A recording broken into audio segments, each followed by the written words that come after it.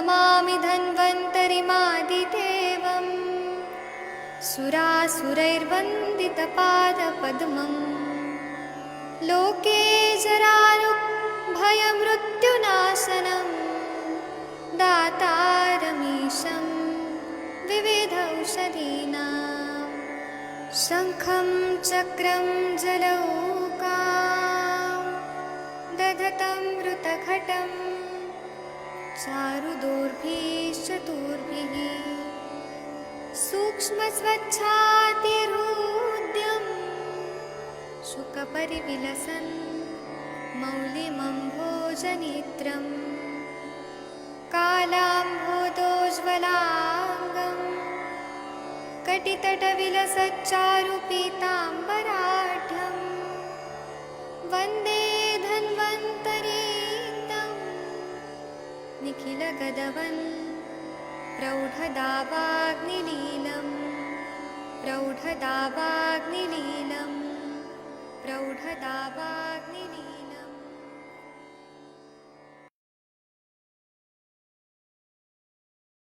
प्रणाम सभी लोग को। मैं वैद्य अरविंद पाठक आप सभी लोग का स्वागत करता हूं। आइए आज हम लोग अष्टांग हृदयम का शिरोरोग प्रतिषेध अध्याय पढ़ेंगे। आप सबके सब भारत के सर्वश्रेष्ठ चिकित्सक लोग हैं, सभी को मैं प्रणाम करता हूं। एक मिनट रुक जाइए, आप लोग के स्क्रीन पे अभी दिखेगा। हाँ, आदरणीय महेंद्र सर, अगर आप मेरी बात सुन रहे हैं तो 25, 26, 27 नंबर का श्लोक पढ़िए सर प्लीज। नमस्कार सर। जी सर, प्रणाम सर। विद्येति शिरां दारुणके ललाट्यां चीर्येद् मृजाम् विद्येक्षरां दारुणके ललाटायं शिलायेमृजाम् नाविनं मूर्धवस्तीं च लेपयेत् माक्षिकैः नवनमूर्धवस्तिं च लेपयेत् समाक्षिके प्रियालवीजमधुके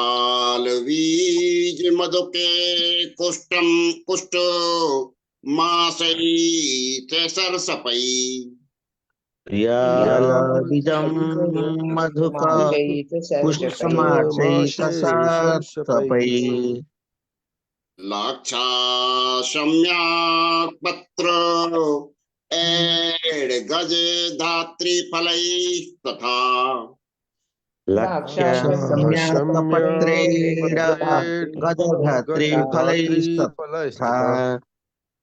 कोरे दूषतृणचारो वारो प्रचालनं हितम्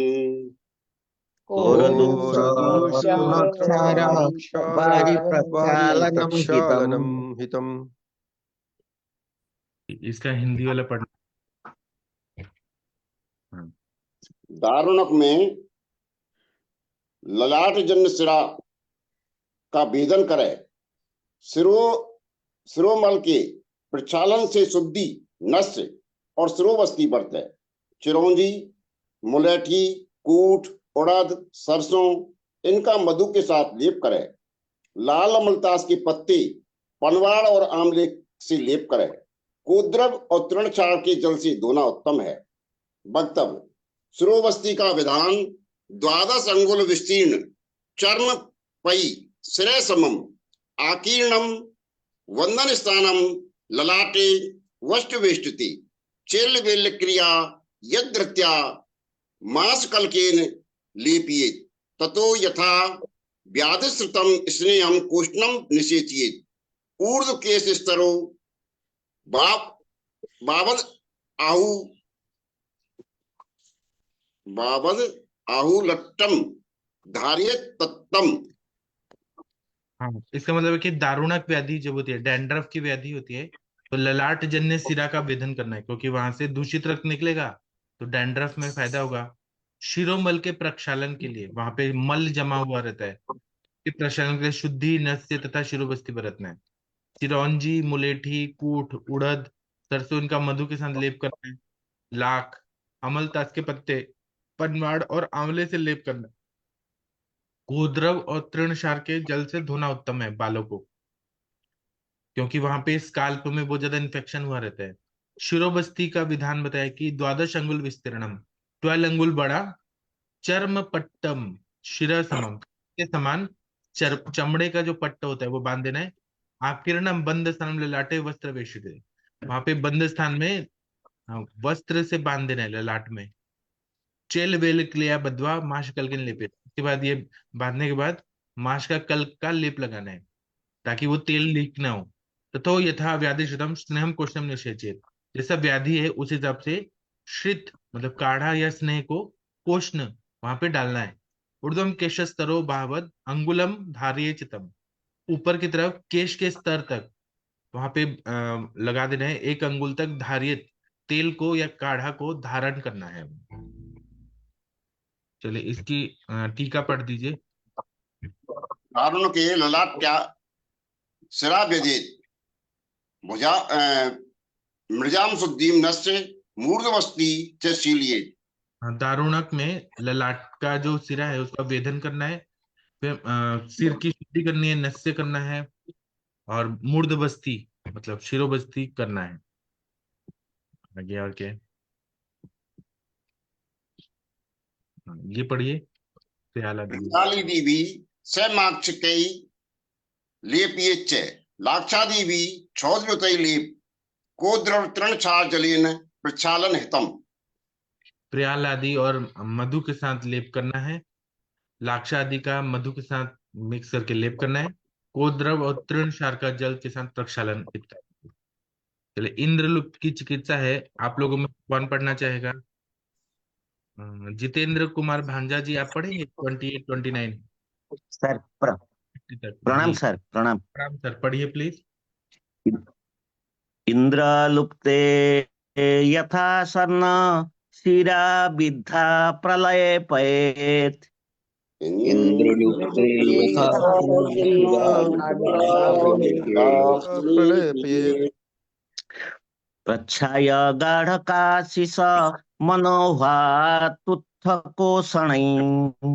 प्रच्छाय गाढकाशिष मनोभात् कोषणै।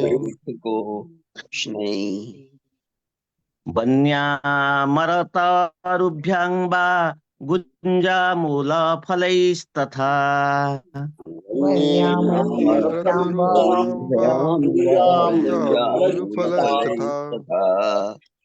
तथा लाङ्गलिकामूलै करवीररसेन वा।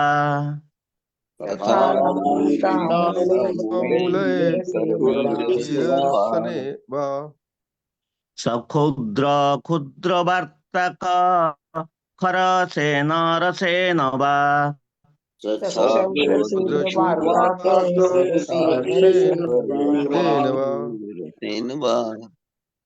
धतुर कस्य पत्राणां भलातकरसेन वा।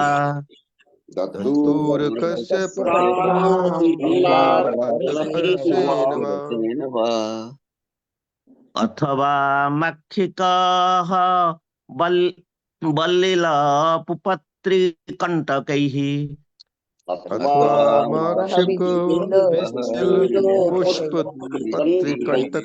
पुष्पत्रिकण्टकैः। जी इसका हम टीका पढ़ते हैं। इंद्रलुप्त की चिकित्सा इसमें और है, और श्लोक है 31। तैलाक्ता हस्तिदन्तस्य तैलाक्ता हस्तिदन्तस्य मशोचव्यो सुगं परम्।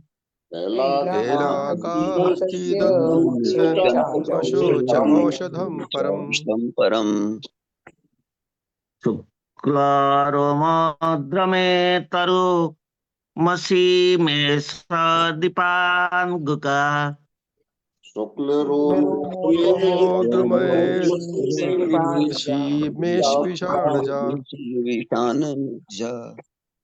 वज्रेदारिण सेकम् यावदो मसमुद्भवा। वर्जेद्वारिणासेकं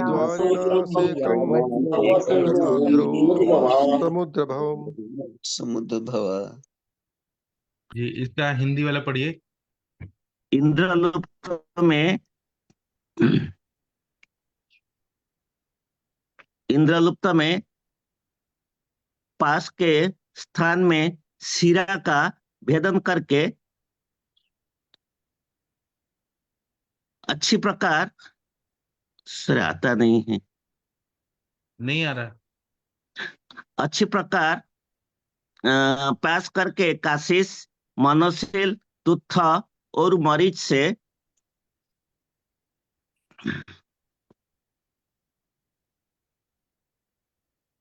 पढ़िए। सर लेप लेप करे अथवा केदड़ी मोत और देवदारू का लेप करे, रति व गुंजा के मूल और फल से लेप करे, काली हरी का मूल का करबीर से रस से लेप करे, छोटे कटरी के सरस में मधु मिलाकर लेप करे, धतूर का पत्ता का रस से लेप करे, भिलावे के रस से लेप करे, अथवा मधु, घृत, तिल के फूल और गोखरू से लेप करे। हाथी के दांत के राख के तैल में मिलाकर लगाना उत्तम औषध है।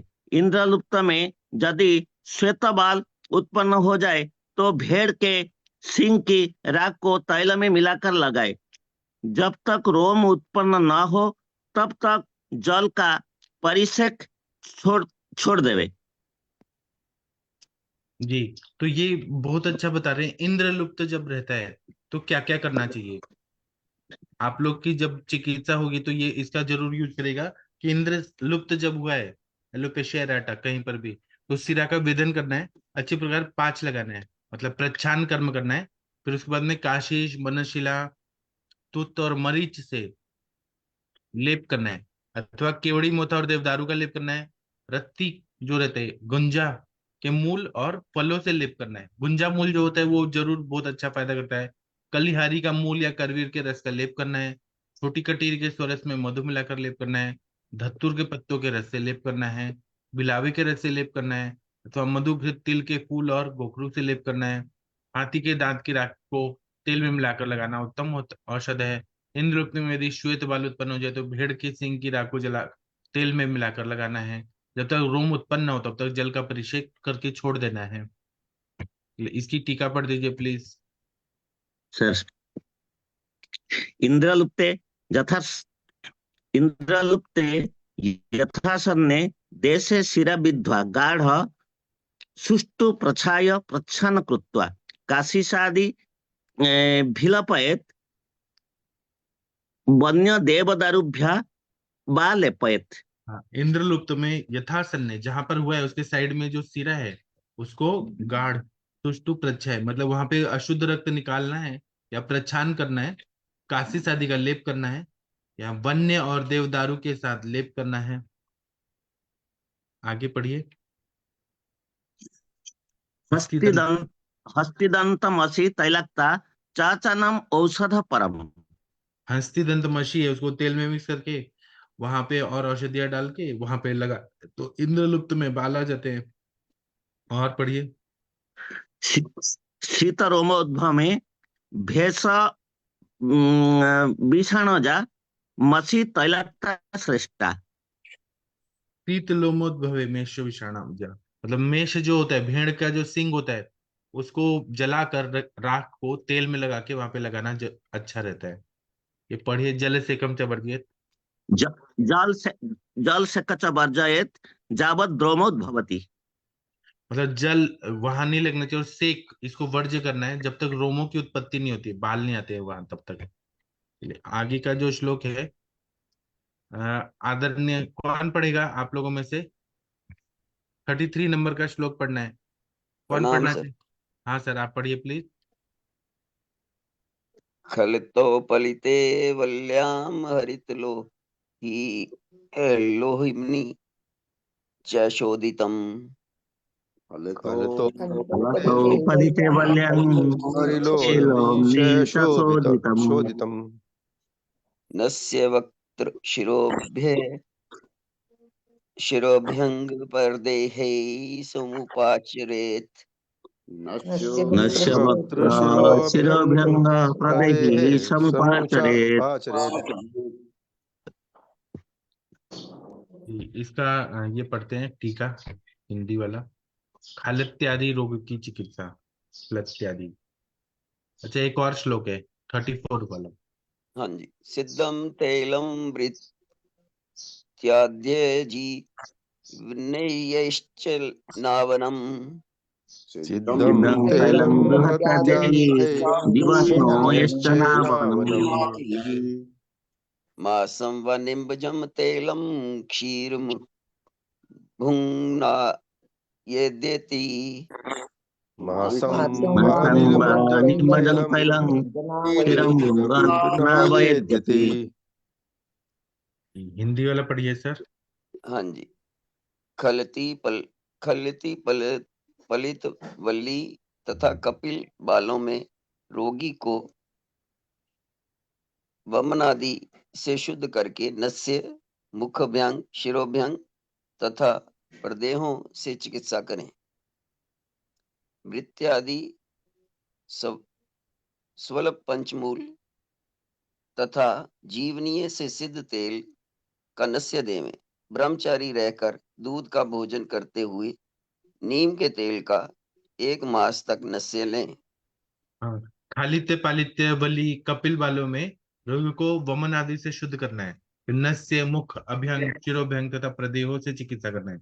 बृहत्यादि मतलब स्वल्प पंचमूल तथा जीवनीय गण से सिद्ध तेल का नस्य देना है। ब्रह्मचारी रहकर दूध का भोजन करते हुए नीम के तेल का 1 मास तक नस्य लेना है। तो इससे इसका प्रयोग करके देखना चाहिए कि खालित्य पालित्य बलि कपिल बाल जो है उसमें कितना फायदा होता है। चलिए 33 34 का टीका पढ़ना है सर। हाँ जी। खालित्यादिषु शोधित मातृ नस्य आदि भी उपचारेत। हाँ, इसमें खलत्य आदि इशू में वहाँ शोधन करना है, वमन विरेचन वगैरह करके नस्य आदि से उपचार करना है। यहाँ 34 का पढ़िए। हाँ जी। वृत्त्यादि भी जीवनीयश्च पक्व तेल नस्यम हितम निम्बोद्भव व तेल मास क्षीर भुनावेत यति संयमी ब्रह्मचर्य पर। बृहत्यादि गण और जीवनीय गण इससे तेल सिद्ध करके नस्य हितकारी है। नीम वाला तेल या मांस और शीर को भावित करने वाला तेल है, उसका प्रयोग करना है और संयमी रहना है, ब्रह्मचर्य का पालन करना है। शीर और मांस का सेवन करना है, ऐसे बोल रहे हैं। चलिए 35 36 नंबर का जो श्लोक है, आदरणीय प्रदीप कुमार सर आप कृपया पढ़ेंगे। जी सर, नमस्कार। नीली शिरीष कोरंट भृंग स्वर संभाविता। नीली श्रीशकोरंट भृंग स्वरसभावितम्। शैल्व क्षतिलरामाणां बीजम काकांडकी समम्। बीजं काकंडकी समम्। इष्ट्वा जपयासा लोहा लिप्ताद् कार्षुतापितात्।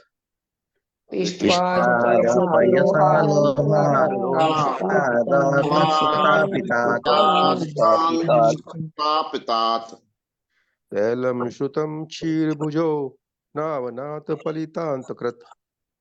तैलं क्षीरमुज्जो नावनाथ फलितान्तकृत्।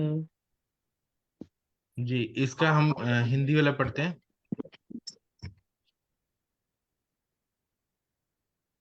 हाँ प्लीज पढ़िए।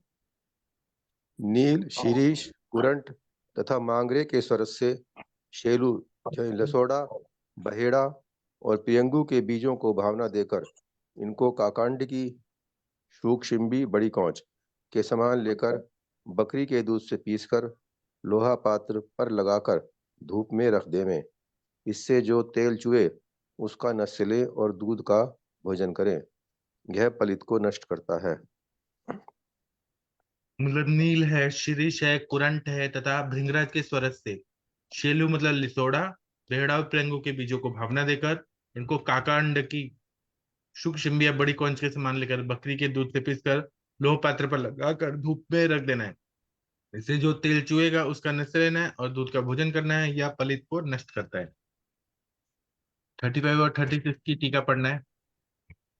हाँ सर, पढ़िए प्लीज। नीलात्या नील्यादि स्वरेशेन भावितम शैलवादीना बीजम काकांड की तुल्य छाग दुग्धेन पिष्ट्वा लोहा लिप्ताद रवि रश्मि भिस्ता पित्ता तेलम श्रुत क्षीराशिनो नस्य फलितांत करम।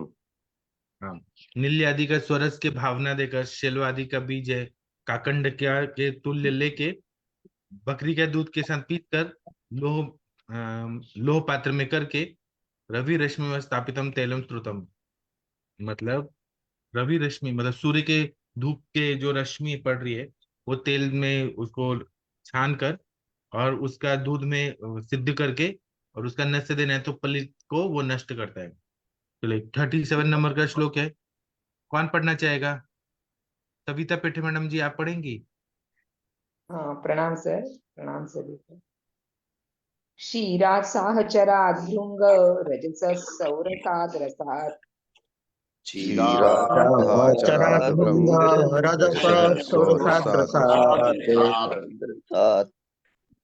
प्रस्थैतैलस्य कुडवः सिद्धो यष्टिफलान्वितः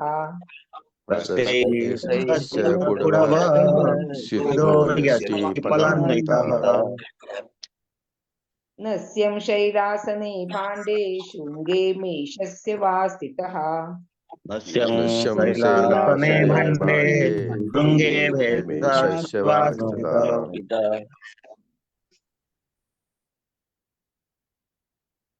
अच्छा, इसका हिंदी वाला पढ़ते हैं।